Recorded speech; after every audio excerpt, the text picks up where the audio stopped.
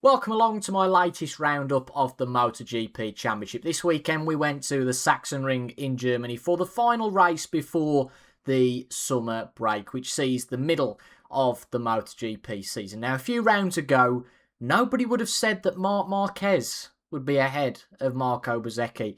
And people must be getting sick of Marc Marquez being in the headlines because you must keep saying, how does he keep doing it? But Marc Marquez, at one of his best circuits along with Kota on the calendar, he did the double. He won the sprint, he won the main race, and even as a Marc Marquez fan, I can say that neither race was all too exciting, but it is the stories about all of these riders that are far and wide. Pedro Acosta apparently said on Sunday in the press conference that I don't think anybody wants to win this championship, and I think he is exactly right looking at the title race and the championship standings.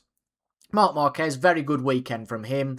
I think he was riding to his limit to a degree here in the Sachsenring, but he controlled things very well out at the front and was challenged to a degree by Alex Marquez on Saturday and indeed Ai Ogura on Sunday, but held on quite comfortably to win both of the races, picking up a maximum of 37 points, which sees Marc Marquez move up to P3 in the championship.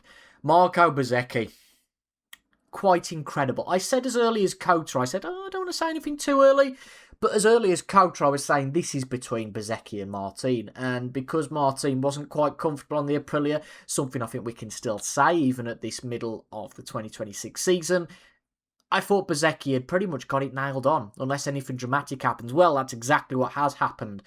During qualifying on Saturday, he had another bad crash, which caused him a fractured collarbone, which ruled him out, of course, of the sprint and the main race. Fortunately, the summer break means that Bez hopes he will be back for the British Grand Prix, which is the next race in, I think it's about the 9th of August. It's 4 weeks away. But another bad weekend for Bez. And looking at the last 4 Sundays, Bez is pointless in all of those. No points since that win in Mugello. Of course, didn't take part in the Czechia race after being suspended for striking a marshal. Crashed out at Assen. Didn't take part in the race here either at the Sachsenring. So no surprise really that Bez is now the third Aprilia in this title race, and just as well for Bez really that he built up such that good form. I think he won the first 3 races and then was second in the next 2, wasn't he? So that lead really at one point just looked completely unassailable. And I think Pedro Acosta's comment about this title race being one that nobody wants to win is absolutely right, certainly when it comes to Jorge Martin, even if it was meant in a bit of a sarcastic manner, because Jorge Martin is top going into the summer break. And he's only just on top, in fairness to Ai Ogura behind him, on a circuit that suited Ducati more than Aprilia. Yet Trackhouse made it work. I don't know what it is Trackhouse seem to make it work on these circuits all round, and that is the consistency that now puts Ai Ogura second in the championship. And the reason that Martin is at the top of the championship is that consistency. Some of the other riders, the bigger names, Marc Marquez has missed a few rounds, Bez of course has missed a few rounds, but I think that consistency alone isn't going to keep him there much longer. Again, another poor weekend really for Jorge Martin. 3rd row in qualifying, and that really meant his progress was stunted. You have to be on the 2nd row unless you make a very good start, the likes of what he did in Le Mans, which meant that he won the race there, but his progress was unfortunately stunted. He is still, though, the man at the top of the championship. But the man behind him is Ai Ogura, who continues his impressive form, who finished in P2 in the main race behind Marc Marquez. Difficult to know really whether Ai Ogura was genuinely that close or whether particularly towards the end Marc Marquez was managing the pace, but there wasn't much between them, was there? Podiums on the last 3 Sundays, 2 4th places before that prior, have put him now seriously in that title fight.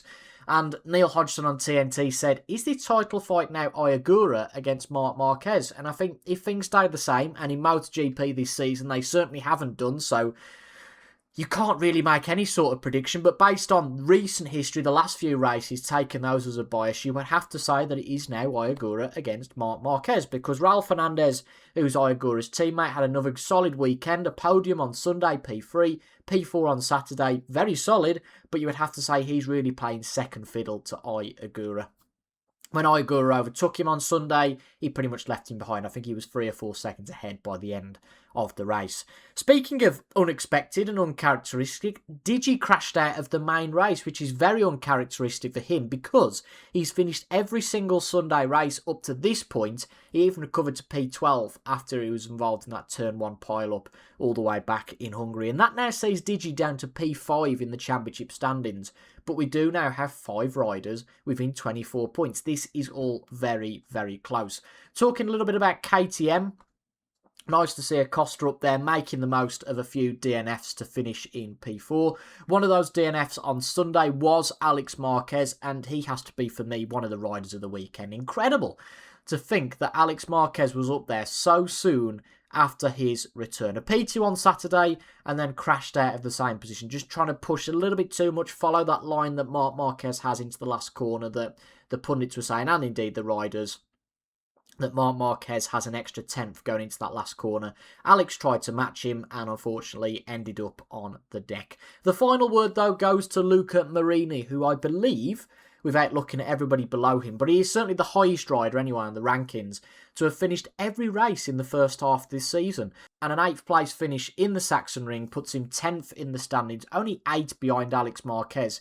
He's very much been the best of the rest, the most consistent of the rest. And his teammate, Johan Mir, crashed out again.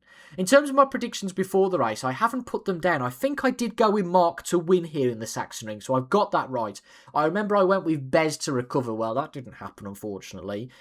I'd have gone maybe with Digi or Bagnaia, possibly third. Well, neither of those happened as well, so that wasn't great. And I remember saying that this would be a weekend where Trackhouse wouldn't perform, so not great. At least it wasn't as bad as Assen, where I think I went for Marc, Bez, Bagnaia. None of those guys even finished on the podium.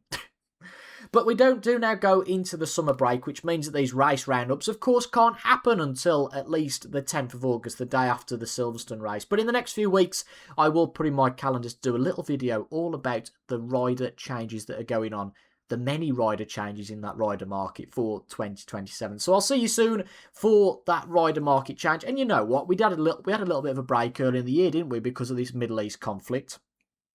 And that went very, very quickly. Look at how quick the World Cup's gone from start to end. So we'll be back very soon, and that means I'll be back, fingers crossed, very soon for a review of the British Grand Prix. Stay safe until then. Please try and cope the best you can without MotoGP for a few weeks. It'll be back before you know it. Thanks for joining me. I'll see you for the next one. Goodbye for now.